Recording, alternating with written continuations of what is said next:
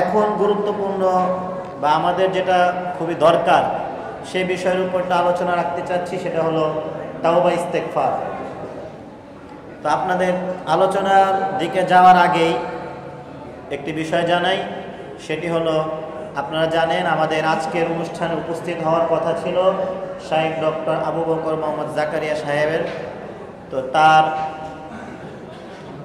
বিশ্ববিদ্যালয়ে দায়িত্ব থাকার কারণে, কুষ্টিয়া বিশ্ববিদ্যালয়ে তার দায়িত্ব থাকার কারণে তিনি ঢাকাতেই আসতে পারেন নাই।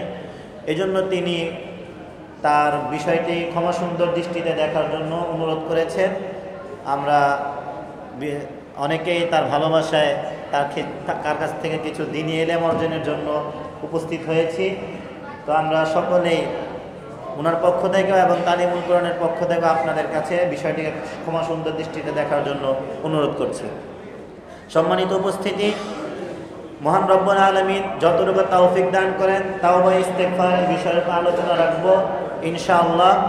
রব্বি ইশরাহ লি সাদরি ওয়া ইয়াসসির লি আমরি ওয়াহলুল উকদাতাম মিন লিসানি ইয়াফকাহু কওলি।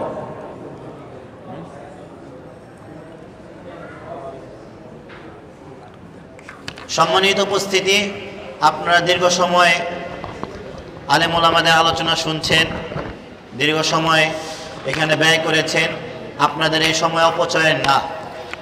সহিহ মুসলিমের হাদিস, আবু হুরায়রা রাদিয়াল্লাহু আনহু বলেন, রাসূল সাল্লাল্লাহু আলাইহি সাল্লাম বলেছেন, যখন এমন কোনো মজলিস হয় যেখানে আল্লাহ এবং তার রাসূল সম্পর্কে আলোচনা করা হয়, যখন এমন কোনো মজলিস হয় যেখানে আল্লাহ এবং তার রাসূল সম্পর্কে আলোচনা করা হয়, তখন সেই মজলিসকে আল্লাহ তাআলার নির্ধারিত ফেরেশতারা চারদিক দিয়ে বেষ্টন করে ফেলেন। সুবহানাল্লাহ। সেই মজলিসে অবিরতভাবে আল্লাহ তাআলার পক্ষ থেকে রহমত নাজিল হতে থাকে। সুবহানাল্লাহ। 3, মর্যাদার অন্যতম শ্রেষ্ঠত্বের বিষয় হলো এটা যে এই মজলিসে থাকা প্রত্যেক ব্যক্তি সম্পর্কে আল্লাহ সুবহানাহু ওয়া তাআলা তার সামনে ফেরেশতাদের মাঝে প্রশংসা করতে থাকেন। সুবহানাল্লাহ। তো আমরা সেই তৌফিক পেয়েছি, একবার জোরে আমরা বলি আলহামদুলিল্লাহ। সম্মানিত উপস্থিতি, এই যে দীর্ঘদিন যাবৎ বৃষ্টি হয় না, দেশের মানুষ খুবই কষ্টে আছে। আজকে গাজীপুর পোড়াবাড়ি কেন্দ্রীয় মসজিদে জুমার খুতবা দিতে গিয়েছি। তো যাওয়ার পর উনি মসজিদের সভাপতি জিজ্ঞাসা করলেন, ঢাকায় কি বৃষ্টি হয়েছে নাকি? আমি বললাম, হ্যাঁ, গত রাত্রে তো বৃষ্টি হয়েছে। তো তিনি বলতেছেন, আমাদের এখানে এক ফোঁটা পানিও পড়ে নাই, আমাদের গাজীপুরে এক ফোঁটা পানিও পড়ে নাই, বৃষ্টি তো দূরের কথা।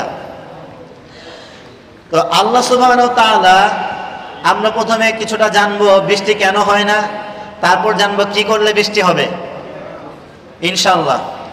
আল্লাহ সুবহানাহু ওয়া তাআলা বলেন সূরা শুরার 30 নম্বর আয়াতে, ওয়ামা আসাবাকুম মিন মুসিবাতিন ফাবিমা কাসাবাত আইদিকুম। তোমরা যে বিপদ আপদে পড়ো, তোমরা যে সমস্যায় পড়ো, এই বিপদ আপদ, এই সমস্যা সবগুলো তোমাদের হাতের কামাই। ওয়ামা আসাবাকুম, তোমাদের যে সমস্ত বিপদ পাকড়াও করে, মিন মুসিবাতিন ফাবিমা কাসাবাত আইদিকুম, তোমাদের হাতের কামাই, তোমাদের পাপের কারণে, তোমাদের অন্যায় অপরাধের কারণে তোমরা এই বিপদ আপদে পড়ো। তোমাদের মুসিবত, কষ্ট, গজব জানাজির হয় সব তোমাদের অপরাধের কারণে। আল্লাহ সুবহানাহু ওয়া তাআলা বলছেন সূরা রুমের 4 নম্বর আয়াত, যাহারাল ফাসাদু ফিল বাররি ওয়াল বাহরি বিমা কাসাবাত আইদিন নাস। ভূমিতে, জমিনে এবং সমুদ্র পথে যে জায়গাতে বিপদ আপদ যে আছে, বিশৃঙ্খলা ফিতনা যে আছে, এই সবগুলোই মানুষের নিজের হাতের কামাই, মানে মানুষের নিজের পাপ। সম্মানিত উপস্থিতি, আসেন এখন একটু জেনে নেই যে বৃষ্টি কেন বন্ধ হয়, আল্লাহ তাআলা বৃষ্টি কেন বন্ধ করে দেন। বৃষ্টি কিন্তু এক সময় টোটালি বন্ধ হয়ে যাবে, টোটালি বন্ধ হয়ে যাবে। সেটা সহিহ আল জামিতে একটি হাদিস এসেছে, আল্লাহ রাসূল সাল্লাল্লাহু আলাইহি সাল্লাম বলেন, একদিন বৃষ্টি টোটালি বন্ধ হয়ে যাবে, সেটা হলো দাজ্জাল আসার আগে। দাজ্জাল আসার আগে, দাজ্জাল আসার 3 বছর আগে, প্রথম বছর বৃষ্টির 2-3 ভাগের 1 ভাগ বৃষ্টি বন্ধ হয়ে যাবে। জমিনে ফসল ফলাদি 3 ভাগের 1 ভাগ, 2 ভাগ উৎপন্ন হবে, 1 ভাগ উৎপন্ন হবে না। দ্বিতীয় বছর বৃষ্টির 2 ভাগ আল্লাহ তাআলা বন্ধ করে দিবেন, মাত্র 1 ভাগ বৃষ্টি হবে। আর জমিনেও ফসল ফলাদি, শস্য দানা গাছপালা যত ফল ফলাদি আছে এগুলো 3/2 ভাগ বন্ধ হয়ে যাবে, মাত্র 1 ভাগ উৎপন্ন হবে। আর তৃতীয় বছর টোটালি বৃষ্টি বন্ধ হয়ে যাবে, টোটালি খাদ্য উৎপন্ন বন্ধ হয়ে যাবে। আল্লাহ রাসূলের সাহাবীরা জিজ্ঞাসা করলেন, ইয়া রাসূলুল্লাহ, তাহলে ওই সময় আমরা করুম কি, খামু কি? বৃষ্টি যদি বন্ধই হয়ে যায়, ফসল ফলাদি যদি না হয়, ফল ফলাদি যদি না হয়, তাহলে খামু কি? আল্লাহ রাসূল বললেন, তখন যদি তোমরা সুবহানাল্লাহ, আলহামদুলিল্লাহ, লা ইলাহা ইল্লাল্লাহ, আল্লাহু আকবার, সুবহানাল্লাহ, আলহামদুলিল্লাহ, লা ইলাহা ইল্লাল্লাহ, আল্লাহু আকবার, এই দোয়াগুলি পড়ো। এই দোয়াগুলি খাদ্য হয়ে তোমাদের পাকস্থলিতে যাবে। সুবহানাল্লাহ। তো এখানে জানলাম যে বৃষ্টি একবারে টোটালি বন্ধ হয়ে যাবে, এটা হলো দাজ্জাল আসার 3 বছর আগে। এখন বৃষ্টি স্বাভাবিক অবস্থায় কেন বন্ধ হয়? আব্দুল্লাহ ইবনে ওমর রাদিয়াল্লাহু আনহু থেকে বর্ণিত, তিনি বলেন, আকবালা আলাইনা রাসূলুল্লাহ সাল্লাল্লাহু আলাইহি সাল্লাম, একদিন আল্লাহর রাসূল আমাদের কাছে আসলেন। এসে তিনি বলছেন, ইয়া মাশারাল মুহাজিরিন, হে মুহাজির সাহাবীরা। মুহাজির সাহাবী বলা হয় তাদেরকে যেই সাহাবীরা আল্লাহ এবং তার রাসূলের মহব্বতে, ইসলামের মহব্বতে নিজের বাড়িঘর, নিজের ব্যবসা বাণিজ্য, নিজের আত্মীয় স্বজন সবকিছু ত্যাগ করে মক্কা ছেড়ে মদিনায় চলে গিয়েছে শুধু ইসলাম পালনের জন্য, ওই সকল সাহাবীদেরকে বলা হয় মুহাজির সাহাবী, যারা হিজরত করেছে। এখন আল্লাহ রাসূল ওই সাহাবীদেরকে উদ্দেশ্য করে বলছেন, ইয়া মাশারাল মুহাজিরিন, খামসুন ইযা তুলিবতুম বিহিন্না ওয়া আউযু বিল্লাহি আন তুদরিকুহুন্না। 5টা এমন অপরাধ আছে যেই অপরাধের ব্যাপারে আমি আল্লাহর কাছে পানা চাই, আশ্রয় চাই, যে ওই অপরাধগুলো যাতে তোমরা মোকাবেলা না করো, তোমাদের মোকাবেলায় যাতে ওই অপরাধগুলো কোনোদিন না আসে, এই দোয়া আমি করি। তারপর আল্লাহ রাসূল একটা একটা করে অপরাধের কথা বলছে। প্রথম অপরাধ, লাম তাযহারিল ফাহিশাতু ফি কওমিন হাত্তা ইউলিনু বিহা ইল্লা ফাশা ফীহিমুত তাউন ওয়াল আওজা। যখন সমাজের মধ্যে, যখন সমাজে, রাষ্ট্রে অশ্লীলতা বেড়ে যাবে, অশ্লীলতা ছড়িয়ে পড়বে, তখন কি হবে? তখন আল্লাহ তাআলা তাউন, তাউন মানে প্লেগ রোগ, আউজা বিভিন্ন রকমের ব্যথা ব্যাধি রোগ, এ জাতীয় রোগ পাঠাবেন, যেই রোগ আগে কোনোদিন ছিল না। জ্বর, ঠান্ডা, কাশি, এই সমস্ত রোগের কথা তো শুনেন, এটা কমন রোগ। কিন্তু করোনা ভাইরাস 2020-এর আগে শুনছেন? ইবোলা, চিকুনগুনিয়া, ডেঙ্গু, এই জাতীয় যে রোগগুলো আছে, এই রকম আরো ভবিষ্যতে আরো অনেক রোগ আসতে পারে যেগুলোর নাম আমরা জানি না। আল্লাহ রাসূল বলছেন, এমন এমন রোগ আল্লাহ তাআলা পৃথিবীতে ছেড়ে দিবেন যে রোগ আগে কোনোদিন ছিল না, যে রোগের আগে আলোচনা কোনোদিন হয় নাই, এই সমস্ত রোগ আসবে। এখন সমাজের চারদিকে তাকায় দেখেন, মানুষ যে কোনো অনুষ্ঠান করে, বিয়ে শাদীর অনুষ্ঠান করুক বা যে ধরনের অনুষ্ঠানই করুক, সেখানেই নর্তকী আনায় নাচাতে হবে, মা বোনদেরকে বেহায়ার মতো চলাফেরা করাতে হবে। ওই গায়ে হলুদের অনুষ্ঠান না করলে নাকি বিয়ে হয় না, ওইটা নাকি মরাবাড়ির অনুষ্ঠান। কনসার্ট না করলে, একটু দুষ্ট পানি মিষ্টি পানি না খাইলে ওইটা নাকি বিয়ার অনুষ্ঠানই হয় না। তো এই জাতীয় অনুষ্ঠান করে, এবং যে কোনো সাংস্কৃতিক অনুষ্ঠান বলতে বাংলাদেশে সাংস্কৃতিক অনুষ্ঠান বলে নাম দিয়ে যে সকল অনুষ্ঠান করা হয়, প্রত্যেকটা অনুষ্ঠানে নর্তকী এনে নাচানো হয়। আল্লাহ রাসূল বলছেন, যখন এই রকম অপরাধ, অশ্লীলতা ছড়িয়ে ছিটিয়ে যাবে, তখন সমাজে আল্লাহ তাআলা নতুন নতুন রোগ ছেড়ে দিবেন, যে রোগের আলোচনা পূর্বে কোনোদিন হয় না, যেগুলো আগে কোনোদিন ছিল না। দ্বিতীয় অপরাধ, আল্লাহ রাসূল সাল্লাল্লাহু আলাইহি সাল্লাম বলেন, ওয়ালাম ইয়ানকুদুল মিকিয়ালা ওয়াল মিজানা ইল্লা উখিদু বিসসিনিনা ওয়া শিদ্দাতিল মাউনা ওয়া জাওরিস সুলতানি আলাইহিম। যখন একটা সমাজের মধ্যে ওজন চুরি করার অপরাধ থাকবে, ওজন চুরি করা মানে মাপে কম দেওয়া। অনেকদিন আগে একটা খবরের প্রতিবেদন করেছিল, সেখানে দেখা গেছে গুলিস্তানে যে মুরগি বেচে, ওই মুরগির যে বালতির মধ্যে মাপে, দেখবেন এখনো যদি যান গেলে দেখবেন ওই বালতির একদিক দিয়ে ফাঁকা, মানে ভাঙ্গা থাকে, গোল করা ছিদ্র থাকে। তো যখন মুরগি ওটার মধ্যে ঢোকায় ওজন করতে যায়, সাথে 2-3টা পাথর ঢোকায় দেয়। তো যার কারণে আপনার মুরগির ওজন 100-200 গ্রাম বেশি দেখানো হয়। তো এইরকম অপরাধ, ওজন কম দেওয়ার অপরাধ, শুআয়ব আলাইহিস সালামের জমানার মধ্যে এই অপরাধটা ছিল বড় অপরাধ। তা আমাদের জমানায় যখন এই অপরাধ বেড়ে যাবে, তখন কি হবে? ইল্লা উখিদু বিসসিনিনা ওয়া শিদ্দাতুল মাউনা, আস্তে আস্তে মানুষের মধ্যে দুর্ভিক্ষ নেমে আসবে। দুর্ভিক্ষ, চাউল ডাউল সবই আছে দেশের মধ্যে, তারপরে শুনবেন চাউল নেই, ডাউল নেই, অভাব, যার কারণে চিনি নাই, চিনির দাম বাড়া দিলাম, চাইল নাই, চাইলের দাম বাড়া দিলাম, লবণ নাই, লবণের দাম বাড়া দিলাম, দেশের মধ্যে পেঁয়াজ নাই, পেঁয়াজ বাইরে থেকে আমদানি করতে হয়, দাম বাড়া দিলাম। এরকম দুর্ভিক্ষ দেখা দিবে। আর কি হবে? ওয়াজাউরি সুলতানি আলাইহিম, আপনাদের উপর স্বৈরাচারী শাসক চাপিয়ে দেওয়া হবে, এমন শাসক যে আপনি বাঁচেন না মরেন তাতে তার কোনো কিছু আসে যায় না। এটা হাদিসের অনুবাদ, আমি এটা বলছি, এটা হাদিসের অনুবাদ, যে আপনার উপরে স্বৈরাচারী শাসক চাপিয়ে দেওয়া হবে, যে আপনি বাঁচেন না মরেন তাতে আপনার কোনো কিছু আসে যায় না। আপনার খাদ্য শস্যের দাম বাড়তে বাড়তে যদি এমন হয় যে আপনার নাগালের বাহিরে চলে যাচ্ছে, তাতেও তাদের কোনো কিছু আসে যায় না। এরকম শাসক আপনাদের উপর চাপিয়ে দেওয়া হবে। 3 নম্বর অপরাধ, আল্লাহ রাসূল সাল্লাল্লাহু আলাইহি ওয়াসাল্লাম বলছেন ওয়ালাম ইয়ামনাউ যাকাত আমওয়ালিহিম, মানুষ যখন যাকাত দেওয়া বন্ধ করে দিবে। ভাইরা আমার, আলোচনা শুনতে খারাপ লাগছে? আমি তো ভাই আমার কথা বলছি না, আমি বলছি মুহাম্মদ সাল্লাল্লাহু আলাইহি সাল্লামের কথা। তার চেয়ে দামি এবং আল্লাহ সুবহানাহু ওয়া তাআলার কথার চেয়ে দামি কোনো কথা নেই বিধায় গল্প গুজব বা বাহিরের উদাহরণ না টেনে সবসময় আলোচনা করি কোরআনের আয়াত অথবা রাসূলের হাদিসের আলোকে। সম্মানিত উপস্থিতি, আল্লাহ রাসূল সাল্লাল্লাহু আলাইহি ওয়াসাল্লাম বলছেন, যখন মানুষের মধ্যে যাকাত আদায় না করার অপরাধ থাকবে, যাকাত দিবে না, এই অপরাধটা যখন সমাজের মধ্যে ছড়িয়ে যাবে, তখন কি হবে? তখন আল্লাহ সুবহানাহু ওয়া তাআলা, এই যে দেখেন আমাদের বর্তমান অবস্থার সাথে মিল রাখে এরকম হাদিস, আল্লাহ রাসূল বলছেন যখন মানুষ যাকাত দিবে না তখন আল্লাহ তাআলা বৃষ্টি বন্ধ করে দিবেন। যখন মানুষ যাকাত আদায় করবে না তখন আল্লাহ তাআলা বৃষ্টি বন্ধ করে দিবেন। হ্যাঁ, তবে বৃষ্টি দিবেন ওয়ালাউলাল বাহাইমু লাম ইউমতিরু, যদি এই পৃথিবীতে পশু প্রাণী না থাকতো, গরু ছাগল না থাকতো, জঙ্গলে বাঘ ভাল্লুক না থাকতো, পিপিলিকা, ইঁদুর, বিড়াল, কুকুর না থাকতো, তাহলে অতটুকু বৃষ্টিও দিত না। যতটুকু আমরা পাই, যাকাত না দেওয়ার কারণে অতটুকু বৃষ্টি আল্লাহ তাআলা দিতেন না।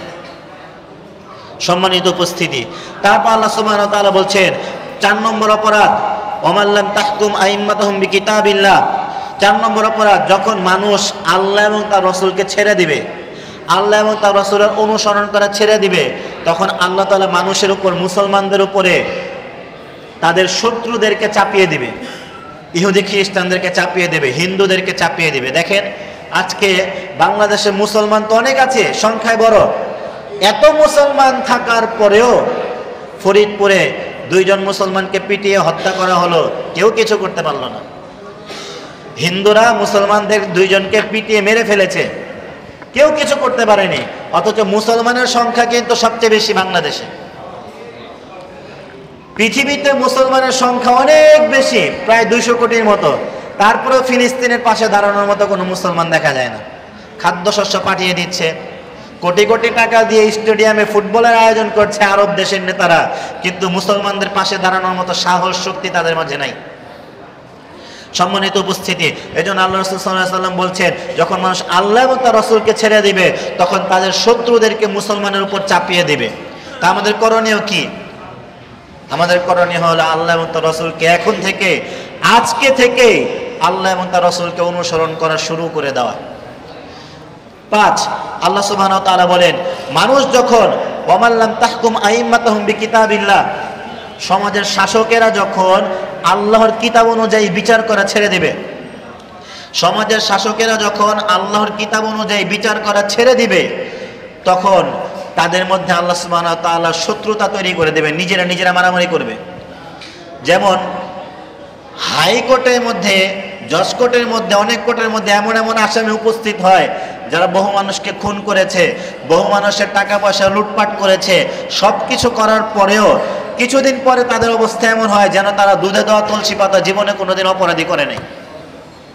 খুনি মানুষ কয়দিন পরে জামিনে ছুটে যায়, আর কয়দিন পরে জানা যায় কোনোদিন খুনই করে নাই, এমনি খুন হয়ে গেছে। তো এইরকম এই অবস্থা কেন হয়? এই অবস্থা এই জন্য হয় যখন আল্লাহর কিতাবকে শাসকেরা ছেড়ে দেয়, শাসকেরা যখন আল্লাহর কিতাব অনুযায়ী বিচার করে না। সম্মানিত উপস্থিতি, এখন আমরা জানব যে আল্লাহর আযাব আমাদের উপর কেন আসে। আল্লাহ সুবহানাহু ওয়া তাআলা বলেন, ইন্নাল্লাহা লা ইউগাইয়িরু মা বিকাউমিন হাত্তা ইউগাইয়িরু মা বিআনফুসিহিম, সূরা রাদের 11 নম্বর আয়াত। আল্লাহ তাআলা ততক্ষণ পর্যন্ত আপনার অবস্থা পরিবর্তন করবেন না যতক্ষণ পর্যন্ত আপনি নিজেকে পরিবর্তন না করেন। মানে আপনি যখন আল্লাহ এবং তার রাসূলের ইতাআত অনুসরণ ছেড়ে দিবেন তখন আপনার উপর আযাব চলে আসবে। আজ থেকে 20 বছর আগে যান, আজ থেকে 20 বছর আগে দেখেন, আজ থেকে 20 বছর আগে এত ফিতনা ছিল না, এত অশ্লীলতা ছিল না, এত বেহায়াপনা ছিল না, এত চুরি লুটপাট ছিল না। তা আল্লাহ তাআলার রহমতটাও আজ থেকে 20 বছর আগে বেশিই ছিল।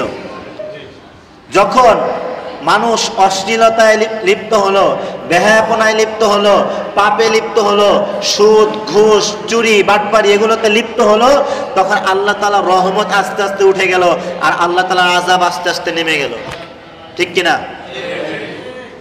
সম্মানিত উপস্থিতি, যায়েনাব বিনত জাহাশ রাদিয়াল্লাহু আনহা থেকে বর্ণিত, তিনি বলেন আন্নান নবী সাল্লাল্লাহু আলাইহি সাল্লাম দাখালা আলাইহা ফাজিআন ইয়াকুলু লা ইলাহা ইল্লাল্লাহ। যায়েনাব বিনত জাহাশ রাদিয়াল্লাহু আনহার কাছে একদিন আল্লাহ রাসূল আসলেন খুবই ভীত সন্ত্রস্ত অবস্থায়, মানে খুবই চিন্তিত। ভাইরা আমার, আলোচনা মনে ভালো লাগছে না? তো আল্লাহ রাসূল সাল্লাল্লাহু আলাইহি সাল্লাম যায়েনাব রাদিয়াল্লাহু আনহার কাছে আসলেন খুবই চিন্তিত অবস্থায়, খুবই টেনশন। তো টেনশন অবস্থায় তিনি বলছেন ওয়াইলুন লিল আরব লা ইলাহা ইল্লাল্লাহ ওয়াইলুন লিল আরব মিন শাররিন ক্বাদ ইকতারাবা। তিনি বললেন লা ইলাহা ইল্লাল্লাহ, আরববাসীদের জন্য খুবই আশঙ্কাজনক ব্যাপার, আরববাসীদের জন্য খুবই আশঙ্কাজনক ব্যাপার। কি? মিন শাররিন ক্বাদ ইকতারাবা, খুব খারাপ একটা দিন তাদের সামনে আসছে। খারাপ একটা দিন কি? ফুতিহাল ইয়াউমা মিন রাদমি ইয়াজুজ ওয়া মাজুজ মিসলা হাদিহি, যে খুব শীঘ্রই ইয়াজুজ মাজুজের যে সীমানা আছে, যে প্রাচীর আছে, সেটা খুব শীঘ্রই ভেঙে যাবে। কিভাবে ভেঙে যাবে? আল্লাহ রাসূল নিজের আঙ্গুলকে ইশারা করে দেখালেন, এই যে শুধু এতটুকু বাকি, এই 2 আঙ্গুল যতটা নিকটবর্তী এতটুকু বাকি, যে কোনো টাইমে তাদের প্রাচীর ভেঙে যেতে পারে, তারা বের হয়ে চলে আসতে পারে। তখন যায়েনাব রাদিয়াল্লাহু আনহা তিনি চিন্তা করলেন, তাহলে তো এটা তো বিপদের কথা। তখন তিনি বলছেন ইয়া রাসূলুল্লাহ আনুহলিকু ওয়া ফিনা সালিহুন, ইয়া রাসূলুল্লাহ আমাদের মধ্যে তো এখনো অনেক ভালো মানুষ আছে, কোরআন তেলাওয়াতকারী মানুষ আছে, সাহাবায়ে কেরাম আছে, কত ভালো ভালো মানুষ আছে, বদর যুদ্ধে যারা অংশগ্রহণ করেছে সেরকম বদরি সাহাবীরাও আছে। এত ভালো ভালো মানুষ থাকতেও কি আমরা ধ্বংস হয়ে যাব?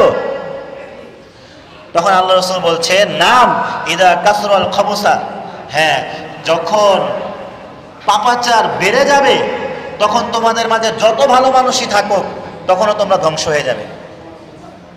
সম্মানিত উপস্থিতি, আল্লাহ রাসূল সাল্লাল্লাহু আলাইহি সাল্লামের সাহাবী আবু বকর রাদিয়াল্লাহু আনহু তিনি একদিন আলোচনা করছেন, ফাহামিদাল্লাহ ওয়া আসনা আলাইহি, তিনি আল্লাহর শুকরিয়া আদায় করলেন এবং শুকরিয়া আদায় করে তিনি বলছেন ক্বালা ইয়া আইয়ুহান নাস, হে মানুষেরা, ইন্নাকুম তাকরাউনা হাযিহিল আয়া, যে তোমরা তো এই আয়াতটা তেলাওয়াত করো।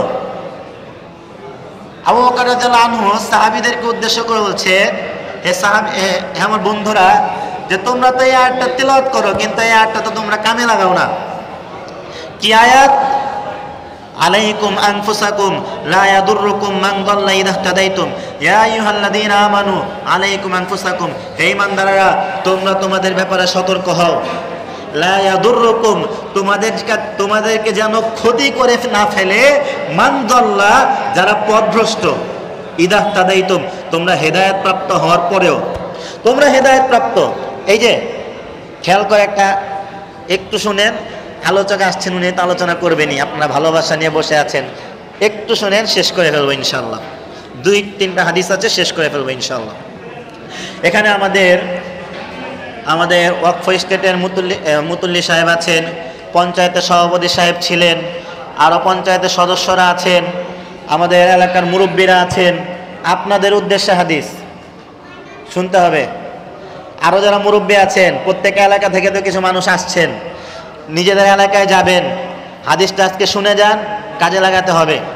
আবু বকর রাদিয়াল্লাহু আনহু বলছেন যে তোমরা তো এই আয়াতটা পড়ো ঠিকই, ইয়া আইয়ুহাল্লাযীনা আমানু আলাইকুম আনফুসাকুম লা ইয়াদুররুকুম মান দাল্লা ইযা ইহতাদাইতুম, এই আয়াতটা তো পড়ো ঠিকই, কিন্তু তোমরা এটা তো কামে লাগাও না। কি? আলাইকুম আনফুসাকুম, হে ঈমানদারেরা তোমরা নিজেদের ব্যাপারে সতর্ক হও। লা ইয়াদুররুকুম মান দাল্লা ইদা তাদাইতুম, তোমরা হেদায়েত প্রাপ্ত হওয়ার পরেও তোমাদেরকে যাতে তারা যারা পথভ্রষ্ট তারা যাতে তোমাদেরকে ক্ষতি করে না ফেলে। কেমন? আল্লাহ রাসূল সাল্লাল্লাহু আলাইহি সাল্লাম বলছেন, ওয়া ইন্না সামি'না রাসূলুল্লাহ সাল্লাল্লাহু আলাইহি সাল্লাম ইয়াকুল, তিনি বলছেন আবু বকর রাদিয়াল্লাহু আনহু যে আমি আল্লাহ রাসূলকে বলতে শুনেছি, ইন্নান নাসা ইযা রাআউল মুনকারা ফালাম ইউগাইয়িরুহু, যখন মানুষ পাপ কাজ দেখে, খারাপ কাজ দেখে, যখন দেখলো সুরিটোলা স্কুল মাঠে কনসার্ট হচ্ছে, গান বাজনার আয়োজন হচ্ছে, এটা দেখার পরেও যখন মানুষ ওই ব্যাপারে বাধা না দেয়, তাদেরকে সতর্ক না করে, তাদেরকে বিরত না রাখে, তাহলে কি হবে? আউশাকা আইয়াউমুহুমুল্লাহু বিইকাবিহি, আশঙ্কা হয় যে আল্লাহ তাআলা পুরা এলাকাটার উপরে গজব নাজিল করে দিবেন, পুরা এলাকার উপরে শাস্তি নাজিল করে দিবেন। তারপর আরেকটি হাদিস, এই হাদিসটা নোমান ইবনে বাশির রাদিয়াল্লাহু আনহু থেকে বর্ণিত। তিনি বলেন, ক্বালা নবী সাল্লাল্লাহু আলাইহি ওয়াসাল্লাম মাসালুল মুদহিনি ফি হুদুদিল্লাহি ওয়াল ওয়াকিঈ ফিহা, ইসলামের ব্যাপারে যারা শিথিলতা অবলম্বন করে আর ইসলামের ব্যাপারে যারা মানে ইসলাম না মেনে যারা পাপ করে, এই ব্যাপারে আল্লাহ রাসূল কথা বলছেন যে শিথিলতা অবলম্বন করে তাদের ব্যাপারে। থাক না, গান বাজনা করছে, করে একদিনে তো গায়ে হলুদের অনুষ্ঠান করে, বাড়িতে এত বড় ডেক সেট লাগায়, একদিনে তো বাড়ির ছাদের মধ্যে বড় বড় স্পিকার লাগে আর 3টা পর্যন্ত 4টা পর্যন্ত গানের আয়োজন করে, করুক না, একদিনে তো করবে, রোজ রোজ তো আর করে না। এই যে শিথিলতা, এটা যারা করে, ওয়াল ওয়াকিঈ ফিহা, আর যারা সীমা লঙ্ঘন করে, তাদের ব্যাপারে আল্লাহ রাসূল উদাহরণ দিচ্ছেন, মাসালু কওমিন ইসতাহামু সাফিনাতান ফাসারা বা'দুহুম ফি আসলাফিহা ওয়া সারা বা'দুহুম ফি আলাহা, কিছু মানুষের উদাহরণ দিচ্ছেন যে তারা একটা জাহাজে উঠেছে, একটা লঞ্চে উঠেছে, তো লঞ্চে ওঠার সময় ওই লটারি করে উঠছে, কিছু মানুষ উপরে কিছু মানুষ নিচে। এখন উপরের মানুষের কাছে নিচে উপরে যারা আছে তাদের কাছে পানির ব্যবস্থা আছে, তো নিচের মানুষেরা পানি চাচ্ছে, তো তারা বলছে না তোমরা যেখানে আছো ওখানেই থাকো, পানিটা নিয়ে দেওয়া যাবে না। তো নিচের মানুষেরা চিন্তা করলো যে পানি যখন দিবেন না, তা আমাদের নিচেও তো পানি আছে, এক কাম করি ছিদ্র করে পানি বের করলে। এখন যদি ওরা ছিদ্র করে তাহলে কি হবে? লঞ্চ ডুববে না চলবে? ডুববে। তো উপরের মানুষের কাজ কি? তাদেরকে থামানো এবং তাদেরকে পানির ব্যবস্থা করে দেওয়া, নাকি? তো আমাদের যেই সকল মানুষেরা অশ্লীলতা, বেহায়াপনায়, নির্লজ্জতায় লিপ্ত আছে, খারাপ কাজে লিপ্ত আছে, যারা দায়িত্বশীল আছে, তাদের কাজ হলো তাদের হাতটা ধরা, এই তোমরা কিন্তু এটা কইরো না, তোমরা যদি এটা করো তোমরা তো ডুববাই, তোমরা লাগে আমগো লাগে ডুবাইবা, তোমরা তো আযাব পাপে লিপ্ত হবাই, তোমাদের কারণে কি আমার পুরো এলাকাটা আযাব পাপে লিপ্ত হবে? আমাদের পুরো এলাকার মানুষ কি শাস্তি ভোগ করবে? কেন? দরকার কি আছে? তোমরা ছাড়ো, এগুলো বাধা দিতে হবে, এগুলো সমাজের যারা দায়িত্বশীল তাদের এটা কঠোর দায়িত্ব পালন করতেই হবে। তো সম্মানিত উপস্থিতি, বৃষ্টি তো বন্ধ হয়ে গিয়েছে, বৃষ্টি তো হয় না, গতকালকে একটু হয়েছে, আর বিভিন্ন এলাকায় তো কোনো খবরই নাই বৃষ্টির। তো বৃষ্টি আসার জন্য আমাদের যেটা করণীয় আমল, 2টা আমলের কথা বলবো, মনে রাখবেন ইনশাআল্লাহ। ইনশাআল্লাহ, এক, নূহ আলাইহিস সালামের নামে একটা সূরা আছে, জানেন তো? সূরাতুন নূহ। সূরাতুন নূহের 10 থেকে 12 নম্বর আয়াতে আল্লাহ সুবহানাহু ওয়া তাআলা বলেন, ফাকুলতু ইস্তাগফিরু রাব্বাকুম, আমি বললাম ইস্তাগফিরু রাব্বাকুম, তোমরা তোমাদের রবের কাছে ক্ষমা চাও, ইন্নাহু কানা গাফফারা, তিনি ক্ষমাশীল, ইউরসিলিস সামাআ আলাইকুম মিদরারা, তিনি আসমান থেকে তোমাদের উপরে মুষলধারে বৃষ্টি বর্ষণ করবেন। সুবহানাল্লাহ। কি কারণে করবেন? কি কারণে করবেন? ইস্তিগফার করলে। ইস্তিগফার আল্লাহ তাআলার সাহায্য নিয়ে আসে। ইস্তিগফার আল্লাহ তাআলা মানুষের উপরে সন্তুষ্ট হওয়ার, আল্লাহ তাআলাকে খুশি করার একটা ইবাদত হলো ইস্তিগফার, আল্লাহ তাআলার নিকটবর্তী হওয়ার একটা ইবাদত হলো ইস্তিগফার। ইউনূস আলাইহিস সালাম যখন মাছের পেটে, তিনি তখন কি দোয়া করেছিলেন? লা ইলাহা ইল্লা আনতা সুবহানাকা ইন্নী কুনতু মিনাজ জালিমিন। এই দোয়াটা সবাই পারি। তা আল্লাহ সুবহানাহু ওয়া তাআলা তার ব্যাপারে কি বললেন? লালা বিসফি বাতনিহি ইলা ইয়াউমি বাসুন, সে যদি এটা দোয়া পড়ে ক্ষমা না চাইতো তাহলে কিয়ামত পর্যন্ত তাকে মাছের পেটেই রাখতাম। তো তিনি যখন ইস্তেগফার করলেন তখনই সাথে সাথে আল্লাহ তাআলা তার জন্য সাহায্য পাঠিয়ে দিলেন, তাকে সাহায্য করলেন, মাফ করে দিলেন। তো ইস্তিগফারের মাধ্যমে আমরা আল্লাহ তাআলাকে খুশি করতে পারি। আস্তাগফিরুল্লাহ বলার মাধ্যমে, আস্তাগফিরুল্লাহ বলার মাধ্যমে আমরা আল্লাহকে খুশি করতে পারি। আমাদের উপর যদি আল্লাহ তাআলা রাগ করে থাকেন, সেই রাগ মিটে যেতে পারে। এজন্য আমাদের বেশি বেশি ইস্তিগফার করা দরকার। বলেন আস্তাগফিরুল্লাহাল্লাযী লা ইলাহা ইল্লা হুয়াল হাইয়ুল কাইয়্যুম ওয়া আতুবু ইলাইহি। শেষ একটি হাদিস, আলোচনার শেষ অংশ। হাদিসটি এসেছে তিরমিজি 2457, মুসনাদে আহমদ 20736, ইবনে আবি শাইবা 8706, আরো অনেক রেফারেন্স আছে। তা হাদিসটি উবাই ইবনে কাব রাদিয়াল্লাহু আনহু থেকে বর্ণিত। তিনি বলছেন, কুলতু ইয়া রাসূলুল্লাহ ইন্নী আকসারুস সালাতা আলাইকা ফাকাম আজআলু লাকা মিন সালাতি। তিনি বলছেন, হে আল্লাহর রাসূল, আমি তো আপনার উপর বেশি বেশি দুরূদ পাঠ করি, তবে আমি কতটুকু সময় আপনার উপর দুরূদ পাঠ করব? তো উবাই ইবনে কাব তিনি কোন একটা নির্দিষ্ট সময়ে ইবাদত বন্দেগী করতেন বা নির্দিষ্ট জিকির আজকার করতেন। তো তিনি চাচ্ছেন যে কতটুকু সময় আল্লাহ রাসূলের উপর দুরূদ পাঠ করলে বেশি বেনিফিট। তা আল্লাহ রাসূল বলছেন, মা শিতা, তোমার ইচ্ছা, তুমি যতটুকু ইচ্ছা করো। ক্বালা কুলতু রুবু। তো তিনি বললেন, তো 4 ভাগের 1 ভাগ, মানে ধরেন 1 ঘন্টা যদি তিনি ইবাদত বন্দেগী করেন, তো 1 ঘন্টার মধ্যে 20 মিনিট বা 15 মিনিট আমি আপনার উপর দুরূদ পাঠ করব। তখন আল্লাহ রাসূল বলছেন, ফাইন জিতা ফাহুয়া খায়রুল লাক, তুমি যদি এটা করো তাহলে এটা তোমার জন্যই ভালো। তখন তিনি বলছেন, কুলতু আন্নিস, তাহলে আমি এক কাজ করি, যতটুকু সময় আমি জিকির আজকার করি অতটুকু সময়ের আধা সময়ে আমি আপনার উপর দুরূদ পাঠ করব। ধরেন 1 ঘন্টা করলে আধা ঘন্টা আমি আপনার উপর দুরূদ পাঠ করব। তখন আল্লাহ রাসূল বলছেন, মা শিতা ফাইন জিতা ফাহুয়া খায়রুল লাক, ঠিক আছে তোমার ইচ্ছা, তবে তুমি যদি আরেকটু বাড়ায় আমার উপর দুরূদ পাঠ করো তাহলে আরো ভালো। তখন তিনি বলছেন, তখন উবাই ইবনে কাব আবার বলছেন, কুলতু আজআলু লাকা সালাতি কুল্লাহা, ইয়া রাসূলুল্লাহ, পুরো সময়টাই আপনার উপর দুরূদ পাঠ করব। তখন আল্লাহ রাসূল বলছেন, ইদান তুকফা হাম্মাকা ওয়া ইউগফারু লাকা যামবাকা, তুমি যদি এটা করো তাহলে তোমার যত দুশ্চিন্তা আছে, যত বিপদ মুসিবত আছে, সবকিছু দূর হওয়ার এবং তোমার পাপ ক্ষমা হওয়ার জন্য এটাই যথেষ্ট। সুবহানাল্লাহ। আল্লাহ রাসূল সাল্লাল্লাহু আলাইহি ওয়াসাল্লাম বলেন, কেউ যদি আমার উপর একবার দুরূদ পাঠ করে, আল্লাহ তাআলা তার উপর 10টি রহমত নাজিল করেন। সুবহানাল্লাহ। অতএব 2টা আমল, একটি আমল হলো আল্লাহর কাছে বেশি বেশি ইস্তেগফার করা, দ্বিতীয় আমল হলো রাসূলের উপর বেশি বেশি দুরূদ পাঠ করা। ইনশাআল্লাহ আমাদের যা বিপদ মুসিবত আছে, আসমান থেকে বৃষ্টি আসার যে ব্যাপারটা আছে, ইনশাআল্লাহ খুব শীঘ্রই সহজেই সমাধান হয়ে যাবে। আল্লাহ তাআলা আমাদের এই সংক্ষিপ্ত সময় যতটুকু আলোচনা করলাম তার উপর আমল করার তৌফিক দান করুন, আমিন। সম্মানিত উপস্থিতি, যেহেতু আজকে তালিমুল কোরআনের 2য় বার্ষিক আলোচনা সভা, 2021 সালে হয়েছিল 1ম বার্ষিক আলোচনা সভা, সেই আলোচনা সভাতে উপস্থিত হয়েছিলেন আমাদের আজকের শেষ আলোচক, যাকে আপনারা সবাই চিনেন, যার ভালোবাসার জন্য আপনারা বসে আছেন, আব্দুল্লাহ বিন আব্দুর রাজ্জাক। তিনি সেদিন আলোচক ছিলেন, আবার সেই মহব্বতে তিনি আজকেও এসেছেন। আর সেদিন আলোচক হিসেবেও ছিলেন ডক্টর আব্দুল্লাহ সাকিব স্যার, এবং আরও আমরা যারা ছিলাম সেদিন আমরাও ছিলাম। তো আজকে সেই দিন আমি দায়িত্ব গ্রহণ করেছিলাম সুন্নাতুল্লাহ তালিমুল কোরআনের সেক্রেটারির দায়িত্ব। তো আজকে আমার সুন্নাতুল্লাহ তালিমুল কোরআনের সেক্রেটারির দায়িত্বের শেষ দিন। আজকে নতুন কমিটি, পুরাতন কমিটি ভেঙে নতুন কমিটির ঘোষণা দেওয়া হবে ইনশাআল্লাহ। তো শেষ যে কয়েকটা কথা, এক, এই যে আপনারা এতগুলো মানুষ উপস্থিত হয়েছেন, আপনাদের মহব্বত ভালোবাসা, আপনাদের এই মহব্বত ভালোবাসার জন্য আমি আপনাদের শুকরিয়া আদায় করি, আল্লাহ তাআলার কাছে দোয়া করি আপনাদের এই মহব্বত ভালোবাসা যাতে আল্লাহ তাআলা আরো বৃদ্ধি করে দেন, আমিন।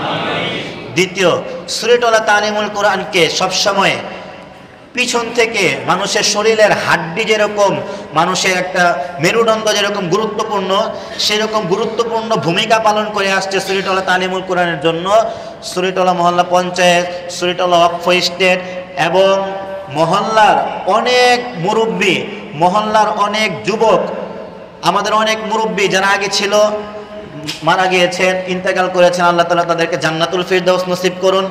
আমাদের শাহজাহান চাচা ছিলেন এবং আরও অনেকেই ছিলেন যারা আমাদেরকে হেল্প করেছেন, এবং এখনও অনেক মুরব্বী এখানে, যেই সকল মুরব্বীরাই আছেন কারোর নাম বাদ দেওয়ার মতো না, সোজা কথা, তারা পরিপূর্ণ, যে যেমনে পারছেন তালিমুল কোরআনকে ধরে সামনে নিয়ে আসছেন যে তোমরা কাজ করো, আমরা আছি, তোমাদের যা যা কাজ করা দরকার কিভাবে কি করবে এটা তোমরা জানো, আমরা সবসময় তোমাদের লগে আছি। এই সাহসটা আমাদেরকে মহল্লার মুরব্বীরা, মহল্লার বড় ভাইরা এই সাহসটা দিয়েছেন বিধায় আমরা আজকে শরীয়তুল্লাহ তালিমুল কোরআন প্রায় 14 থেকে 15 বছর বয়স চলছে, আলহামদুলিল্লাহ। আমাদের কার্যক্রম কি? আমাদের কার্যক্রমের মেন উদ্দেশ্য হলো এলাকা এবং এলাকার বাহিরে মানুষের মাঝে তাওহীদের দাওয়াত দেওয়া, সুন্নাহর দাওয়াত দেওয়া, শিরক ও বিদআতের ব্যাপারে সতর্ক করা।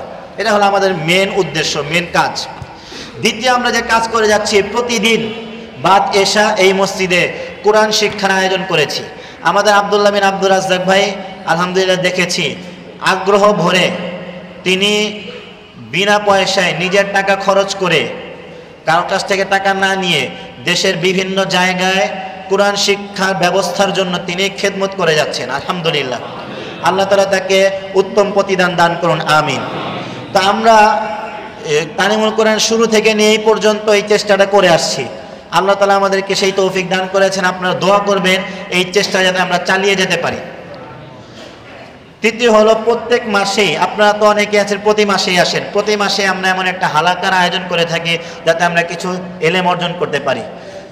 আরেকটি কাজ হলো, আমরা রমজান মাসে সাদাকাতুল ফিতর এক সময় সুন্নাহ ভিত্তিকভাবে মানে উত্তোলন হতো না, বিতরণ হতো না, সেটা আমরা শুরু করেছি। মহল্লার মানুষ পরিপূর্ণভাবে সহযোগিতা করেছে এবং সেই কাজগুলো আমরা ভালোভাবে সমাধান করতে পেরেছি এবং চলমান আছে। প্রায় 1 যুগের বেশি যাবৎ এই সুন্নাহ আমরা সমাজের মাঝে ভালোভাবে বাস্তবায়ন করতে পেরেছি এবং করছি। আল্লাহ তাআলা সেই তৌফিক দান করুন, আমিন। সম্মানিত উপস্থিতি, শরীয়তুল্লাহ তালিমুল কোরআনের দীর্ঘদিন যিনি সভাপতির দায়িত্ব পালন করেছেন তিনি আমাদের ওস্তাদ শেখ হাফেজ আব্দুল আজিজ উস্তাদজি দাঁড়ান। তিনি সফলভাবে দীর্ঘদিন সভাপতির দায়িত্ব পালন করেছেন আমাদের অত্র মসজিদের পেশ ইমাম। তো তিনি আজকে অসুস্থ, আর তিনি দায়িত্বটাও এখন বলছেন যে অন্য কারো হাতে দাও, অনেকদিন তো দায়িত্ব পালন করলাম। তা আমরা সকলে তার জন্য দোয়া করি। আমার আরেকটা ব্যাপার জানাই, 30 বছরের বেশি তিনি এই মসজিদে ইমামতি করছেন, সুবহানাল্লাহ। আল্লাহ তাআলা তার সকল খেদমতগুলো আল্লাহ তাআলা কবুল করে নিন, আমিন। সম্মানিত উপস্থিতি, এই বলে আমি আমার আলোচনা সমাপ্ত করছি। সকলের জন্য দোয়া চাই, আর বিশেষ করে সবার জন্যই। আমি কার নাম বলবো? সবার নামই বলতে হয়, সবার নামই বলতে হয়। তারপরে আমি বলতে চাই, যারা মহব্বত করে এই খেদমত করেছে ইখলাসের সাথে, আল্লাহ তুমি সবার নাম জানো, আমি কারোর নাম উল্লেখ করতে, সবার নাম তুমি জানো, তুমি তাদের সবাইকে কবুল করো, তাদের জীবনের সব গুনাহ খাতা মাফ করে দাও এবং তাদেরকে জান্নাতে যাওয়ার সুযোগ করে দাও, আমিন। ওয়া আখির দাওয়ানা আলহামদুলিল্লাহি রাব্বিল আলামিন। আসসালামু আলাইকুম ওয়া রাহমাতুল্লাহি ওয়া বারাকাতুহু।